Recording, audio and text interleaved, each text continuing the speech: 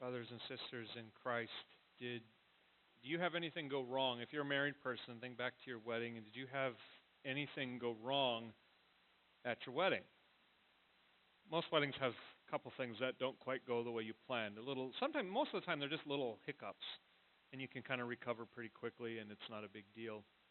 Sometimes they're a little more serious. I remember when we got married about 15 years ago, there were a few little things, nothing major. The one thing that stands out was at the reception, and it was time to cut the cake. And who knew, but you have to actually bring your own knife to cut the cake. I didn't know that. My wife didn't know that either, and so we didn't have a knife. So it comes time to cut the cake, and we're standing there kind of looking at each other like, well, what do we do now? And the photographer, thankfully, she saw what was going on, and she raced off to the kitchen to the caterers, and she explained the whole situation and said, we need a knife here. And so, lo and behold, the photographer comes back. Now, she wasn't running this time because she had in her hands a knife. I can still kind of see it. It was like this long. It was like a dagger. And, like in my mind, it glistened in the light, and I was like, and she comes to us and she says, "Now, don't touch the blade." And so it was very clear this was an extremely sharp knife, and so we were able to cut the cake. It's like sliced through it like butter, and no problem. And then not after that, I don't know that anyone really noticed except for us, and that's because we were standing there for so long. So if you think back to your wedding, you probably have a little story like that. Most likely, most weddings have something that doesn't quite go the way you expect. And if you think of that moment, and then you think of this story that we read in the Gospel of John, you kind of tell yourself, you know what? It sure would be handy to have Jesus at your wedding when something goes wrong. I mean, it would be kind of nice. Jesus, it seems in this story, what's happening is Jesus shows up into this situation that had the potential not just to be very, very embarrassing, but actually, this could have been a lifelong problem for the bride and groom. They could have been forever labeled, oh, there's that couple, they didn't provide enough wine.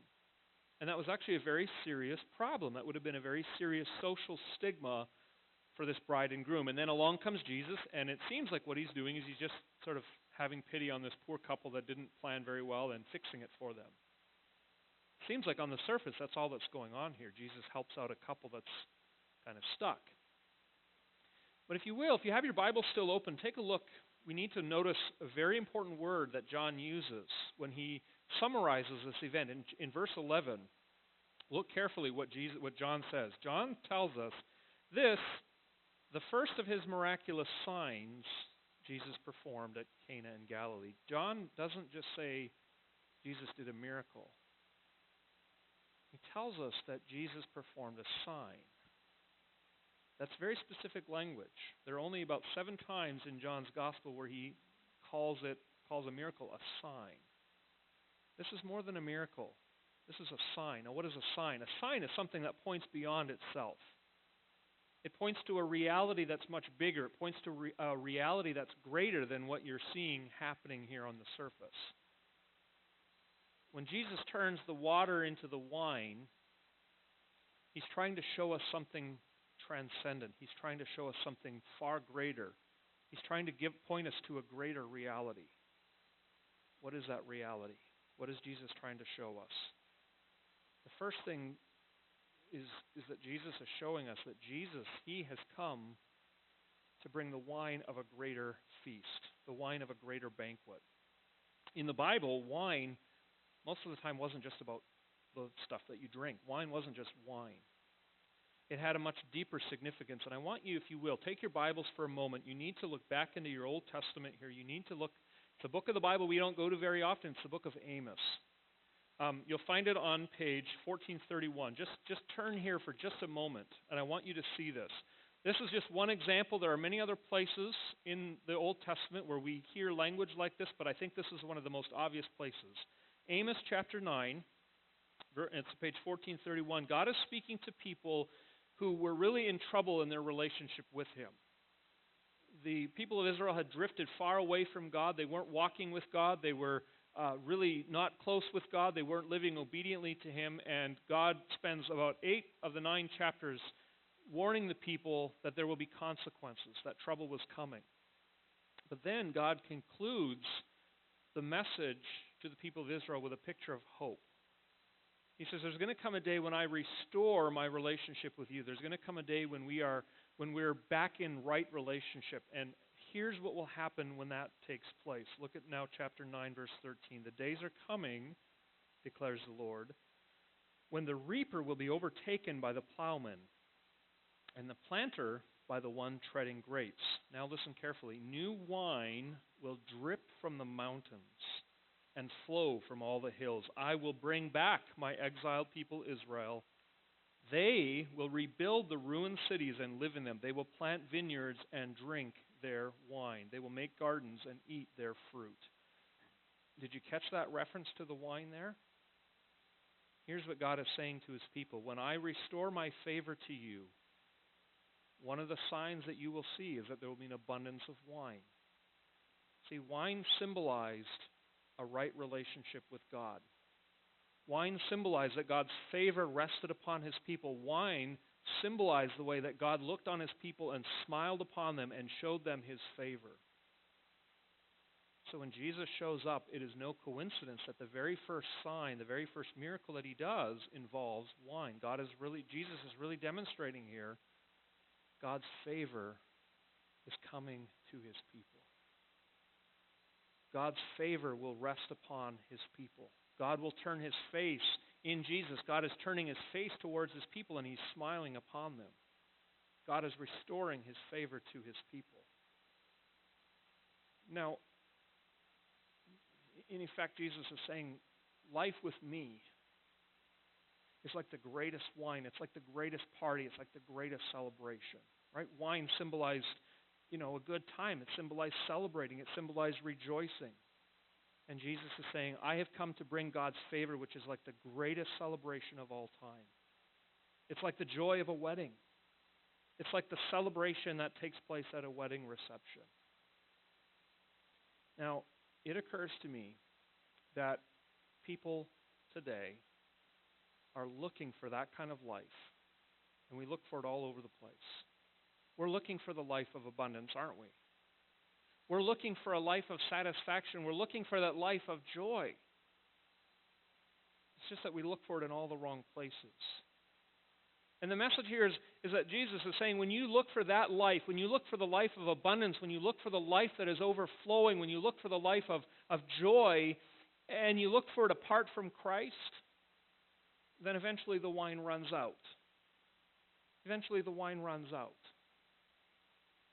You go looking for this kind of life in relationships, and things can go well for a little while, but then when the relationship turns sour, then all of a sudden your life feels empty again. People look for this life in a life of just living for myself. And that can be great for a little while. It feels like you're on top of the world. But if you're seeking that apart from Christ, the wine runs out. One of the stories I heard about kind of related to this is a story of Ernest Hemingway, the great novelist of the last century. He was a paramedic in the First World War. He drove an ambulance, and out of that, he wrote about a lot of his experiences in the war, and he actually became a very well-known, of course, he won like the Nobel Prize, and a very well-respected author. He's also someone that really lived the high life. He became quite wealthy. He traveled the world. He got to go and live in all kinds of exotic places. He married one woman, and then that didn't work out, and then the next, and that didn't work out, and 4 women. He was really looking for the high life. His biographers would later look back and talk about the way he was pursuing this life of happiness and fullness, and yet he never quite seemed to find it. And the end of his life is really tragic. His biographer sums it up this way. It was a bright morning, the sun was shining, but his biographer says, if he saw the bright day outside, it did not deter him. He slipped in 2 shotgun shells, lowered the barrel against his head, and pulled both triggers. It was a life on the outside that looked like it should have been full. It should have had all the abundance, but it ended in despair. It ended in tragedy. Because see, if you look for that life apart from Christ, the wine runs out. And Jesus is saying, I have come to bring the true abundance, the wine of God's blessing, the wine of God's favor. And so the first thing that I want to ask you is this. Is your relationship with Christ, does it demonstrate that life of abundance and joy? Does your relationship with Christ exhibit the kind of joy and happiness that you find at a wedding feast? See, for some of us, life can be, even as a Christian, life can be kind of dreary and dull. We don't show the joy. People would look at our lives and say, where's the happiness? Life with Christ is meant to be a life of joy and abundance. Now, I know some of you are sitting here thinking, wait a minute. You don't understand what's going on. Are you saying to me that become a Christian and you won't suffer? Some of you are thinking that, and that's a really important question. Some of you are wondering, you know what, is it supposed to be that the minute you follow Jesus, all your problems disappear and life's a party? Very important question, and the answer is no. But here's what happens. The life of abundance, the life of joy that Jesus came to bring is a life that in which you can say, the smile of God resting upon me, the favor of God resting upon me, far outweighs any momentary suffering of this world. This world has pain, it has suffering. You're going to face hardship as a Christian. Sometimes life is going to be incredibly difficult. But the wine of God's favor says, God looks at me and smiles. And His favor rests upon me. And the suffering of this world is temporary. It doesn't last. But God's favor stretches into eternity. Jesus comes to bring the wine of a greater party. And He comes to bring the wine of greater cleansing as well. Look at verse 6. Did you notice this? Look at how much attention John draws to these 6 stone jars. Verse 6, nearby stood 6 stone water jars, the kind used by the Jews for ceremonial washing, each holding from 20 to 30 gallons. He tells us the kind of jars that they were. He tells us how many they were. He tells us how much they held, how much, and what they were used for. He doesn't just say, and Jesus took some jars. No, these were specific jars for a very specific purpose, and that's so important. These stone jars, as John tells us, they were used for purification. They were used by the Jews to ceremonially cleanse themselves so that they would be prepared to do anything from eating a meal to entering into the presence of God. You see, the Jewish people understood very well that to have a relationship with God required cleansing. And so there were all kinds of rituals that had to take place. You always had to be conscious, have I cleansed myself? Am I ceremonially pure? And so the stone jars were used to make yourself prepared and ready for the presence of God. The only thing is that these stone jars, they focused all on the outside. They focused all on the external cleansing that would take place. And so it became, over time, it just became a ritual. You just sort of wash your hands and you would tell yourself that you were clean. Ultimately, the stone jars really couldn't cleanse you from within. Stone jars couldn't bring the cleansing that was really needed. And it strikes me that we do something very similar today. Now, we don't have stone jars lying around, I know that. But isn't it true that there's so many ways that we look for outward cleansing? You know, when your life hits a rough patch, family trouble or financial trouble, lose a job or whatever, the temptation is to say, well, we've got a problem here, I guess I better go to church. That's not a bad thing. It's not a bad thing to start coming to church. That can actually be the start of something great. But if that's all you leave it at, you're just sort of cleaning up your behavior a little bit, hoping that God will see that you're putting in some effort and you change your actions and God will maybe go easy on you. Or sometimes people say, well, my life isn't going so well right now. I got to turn over a new leaf. I got to be a better person. I got to pray more. I got to read my Bible more. I got to start not telling the lies anymore. I got to clean up my act. Now again, all those things are good things to do. But if you're just looking at those actions, you're using stone jars. You're focusing just on the outside. You're not really looking at the inside. See, Jesus takes these stone jars that were used for outward cleansing and outward purification, and he actually transforms them. He takes the water that was in them, and the water becomes wine, and the wine is the feast of the great party. Jesus transforms these jars into something that is far greater. In fact, in the fullness of John's Gospel, we begin to see that the wine isn't just about the wine, but it actually points to the greater wine, which is the blood of Jesus. There's some symbolism that needs the whole rest of the gospel to be fleshed out. But Jesus is really showing that the true cleansing wouldn't come through outward washing, but through inward renewal. Jesus provides the true wine, which was his blood. Because it was his death on the cross and his blood that was poured out that actually doesn't just clean up our action, but it changes our hearts. It cleanses us on the inside. Takes away our sin. Now stop and think about that for a moment.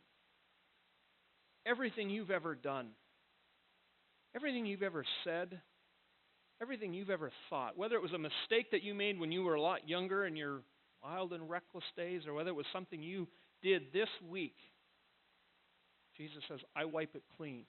It's gone. That's the cleansing that Jesus came to bring. It's forgiveness. That's the beginning of transformation. And Jesus comes to bring the cleansing that was far better than outward purification. Now, how do you experience this? How can you take this into your life in a way that absolutely transforms you? How do you experience the joy of the new wedding feast? How do you experience the joy of inward transformation? Well, this story points us to that as well. We begin to see that Jesus comes to be a greater groom. He doesn't just come to bring a greater party. He comes to be the true and greater groom. Let me show you what that looks like. Let me show you what that means.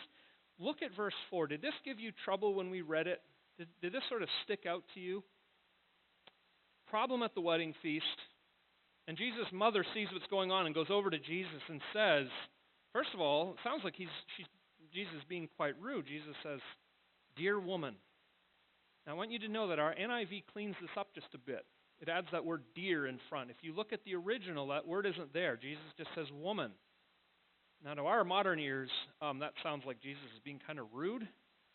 And so that's why the NIV is actually helpful here, because it sort of softens it.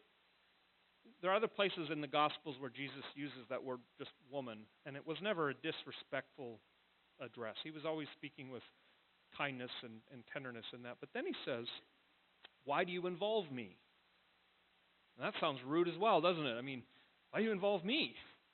And the most puzzling part of it is then Jesus, what does he do? He goes and he gets involved. So you're thinking, okay, Jesus doesn't want to be involved, and then he goes and gets involved? What is that all about? Well, again, you got to know that this is one of those phrases that if you look in the Greek, it's kind of hard to know exactly what Jesus is saying here. The grammar and the language is kind of confusing. And so if you compare your NIV with a couple other translations, you'll find there are a number of different ways to put this. Literally what Jesus says is, woman, what is this between you and me? I want you to know what I think Jesus is really saying here. He's not saying, Mom, I don't care about what's going on. It's their problem. They should have planned the wedding better. No, he's saying, Mom, this isn't a matter for you and I any longer. This isn't a mother-son matter. This is a matter for me. See, Jesus, he's really asserting his independence here. He's really saying, I need to act in my role as the Messiah. I can't act here because you're telling me and you're my mom and I need to honor my mom. I need to do this independent. So that's the first part of it. And then what does Jesus do? He steps up and he tells the servants to fill the jars with water, and the water is changed into wine. But I want you to look now, if you will, jump ahead to second part of verse 9 and into verse 10. The master of ceremonies calls the bridegroom aside, and he said, everyone brings out the choice wine first, then the cheaper wine after the guests have had too much to drink. Now, what does that tell us? Well, it tells us, for one thing, that it's whose job to provide the wine? Well, it was the job of the groom. That's why the master of ceremonies says, what have you done here? He's talking to the groom. What have you done? You've done this backwards. In other words, the master of ceremonies says, you, groom, have done this differently than everyone would have expected. And by nature, that means that it's actually the groom's job to provide the wine. But he didn't do it. He failed. He didn't provide the wine. Jesus steps into the role of a groom in this story. Jesus is functioning as he's picking up where the groom failed, and he's becoming the groom who succeeds. Now, if you want a little more confirmation of that, you just have to jump ahead one more chapter into John chapter 3, verse 29, where John the Baptist actually looks at Jesus and says explicitly, he is the bridegroom. He's the groom. See, John is preparing us for that. Jesus is stepping into the role of the true and greater groom. Now, why does that matter? Why is that important for us? Well, because it shows us how we need to relate to Jesus. Jesus didn't come just to be a teacher. He didn't come just to be an example to follow. He didn't come just to be a spiritual guru to teach us about spiritual and supernatural things. Jesus is coming here and he's saying, I am becoming your spouse. I am becoming your groom. If you want to receive what Jesus offers, you have to receive him into your life by faith, not just as a teacher to follow, not just as an example to copy, but as a spouse, as your bridegroom. You know, it strikes me that we're all looking to be loved deeply.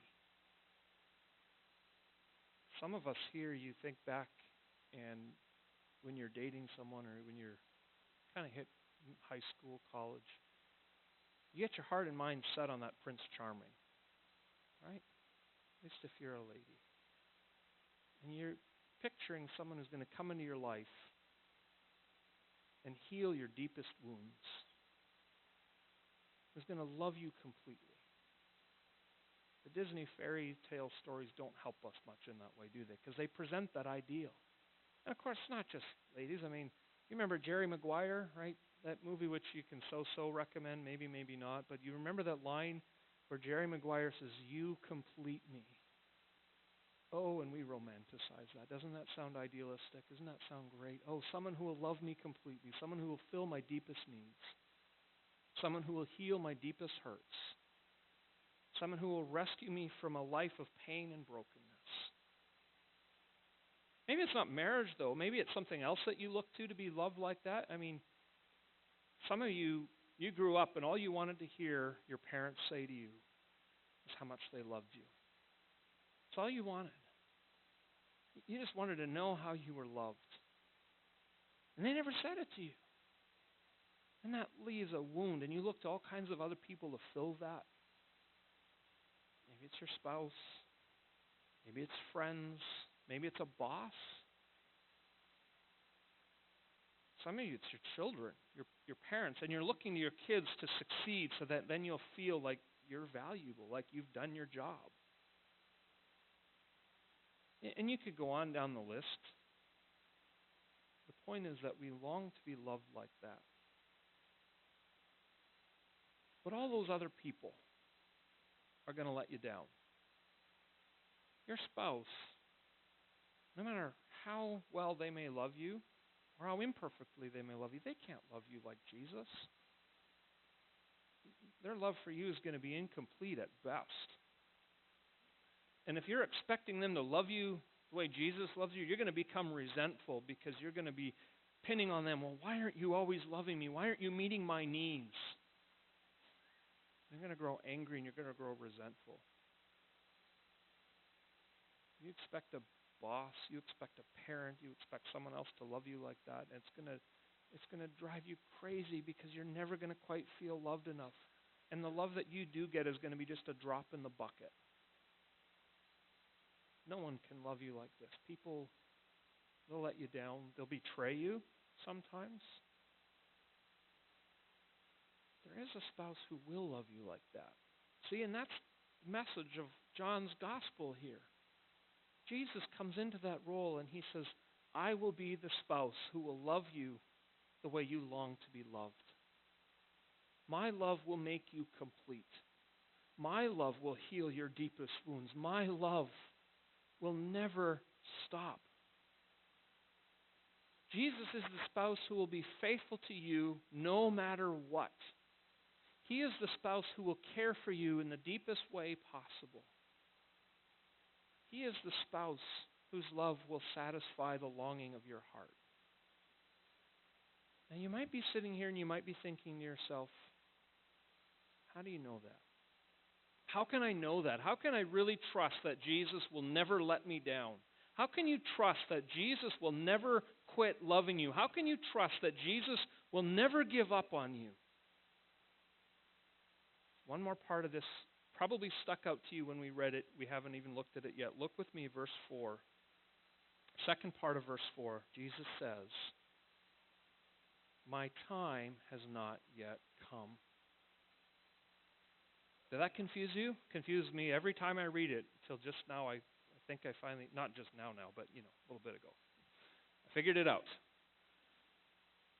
Every time in the gospel where Jesus says my time, he's not talking about, it's about 12:20 in the afternoon, or no, that's not the time he has in mind. That wouldn't make sense, right? He says my time has not yet come, but 2 minutes later it's time. No, that's not what Jesus is saying.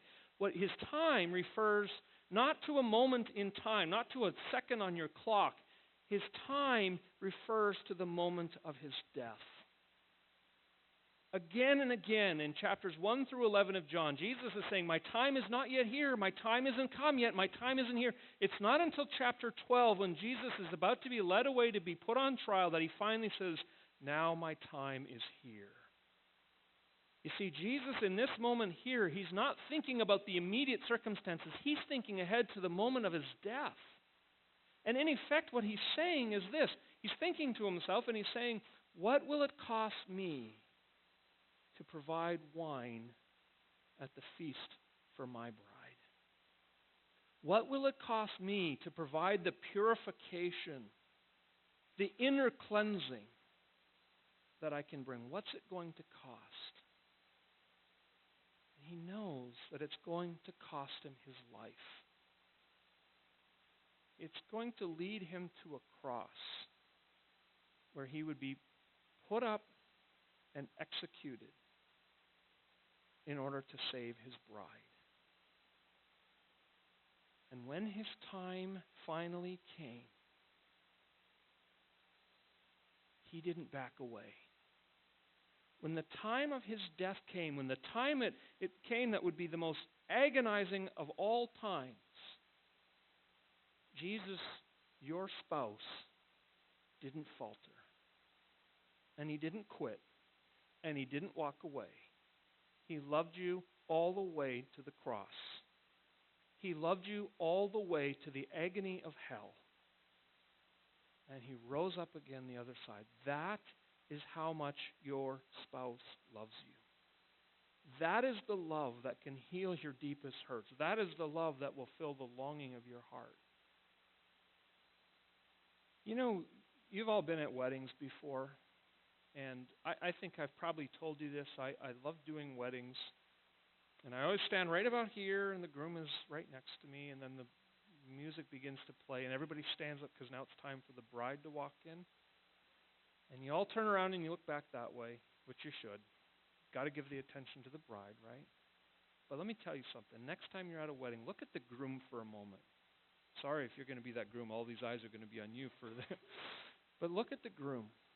Because most times this is a guy that can't stand still all of a sudden.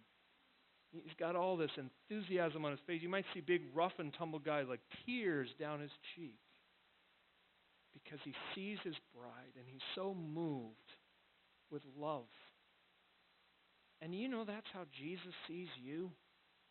We're told that in the book of Revelation at the end of time, and the bride will come down the church will come down like a bride coming to see her groom. And Jesus is going to see you like that, with all that excitement, with all that joy. And then after the wedding comes the wedding feast, the reception. And the Bible gives us a picture of what that's going to be like too. This is from Isaiah 25, and I want to close with these words. Isaiah says, on this mountain the Lord Almighty will prepare a feast of rich food for all peoples, a banquet of aged wine, the best of meats, and the finest